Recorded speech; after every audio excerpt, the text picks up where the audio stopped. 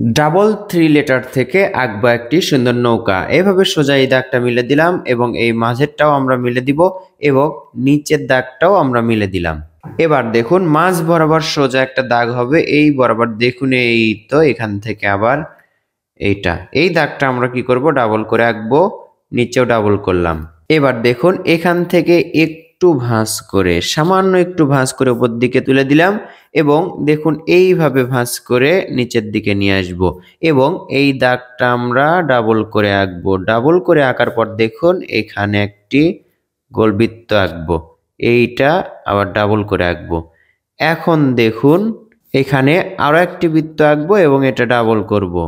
এখানে আরো একটি বৃত্ত আঁকবো এবং এটা ডাবল করব। নিচের এটা কি করব, আমরা একটু ঢেউ আঁকবো, তাহলে দেখুন সুন্দর একটা নৌকা আঁকা হলো, নিচে পানির ঢেউ, এই ঢেউটা এখানে একটা, এই তো এখানে একটা করলাম। এই যে মাথায় দেখতে পাচ্ছেন একটু গোলের মতো করব এবং একটি পতাকা আঁকবো। এবার এখানে যে দেখতে পাচ্ছেন এই মাথাটার সাথে মেলাবো, হালকা করে এটা মেলাবো এবং হালকা দাগে এটার সাথে এটা মেলাবো। ডাবল 3 লেটার থেকে, ডাবল 3 নাম্বার থেকে ড্রয়িং করা এই নৌকাটি দারুণ হলো।